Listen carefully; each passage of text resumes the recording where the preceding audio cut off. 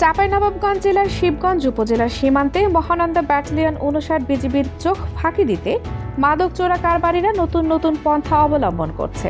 তবে এ সকল অপতৎপরতা প্রতিরোধে রাত দিন নিরলসভাবে কাজ করছে এই ব্যাটালিয়নের সদস্যরা। এরই ধারাবাহিকতায় গত ২৫ ডিসেম্বর গভীর রাত হতে ভোর পর্যন্ত এই ব্যাটালিয়নের সোনা মসজিদ এবং বিল ভাতিয়া বিওপি তাদের নিজ নিজ দায়িত্বপূর্ণ এলাকার সীমান্তের ২০ থেকে ২৫০ গজের মধ্যে অভিযান চালিয়ে ফেন্সিডিলের বিকল্প হিসেবে ব্যবহৃত ৫০ বোতল ভারতীয় নেশা জাতীয় সিরাপ এবং ৮৯ বোতল ভারতীয় ফেন্সিডিল আটক করতে সক্ষম হয়েছে। দেশ দর্পণ নিউজ, দেশের সাধারণ জনগণের সংবাদ মাধ্যম। আপনার সংবাদ এবং বিজ্ঞাপন প্রচারের জন্য যোগাযোগ করুন স্ক্রিনে দেখানো হোয়াটসঅ্যাপ নম্বরে। এ সকল অভিযান চলাকালীন চোরা কারবারিরা রাতের অন্ধকার ও ঘন কুয়াশার সুযোগে পালিয়ে যেতে সক্ষম হয়।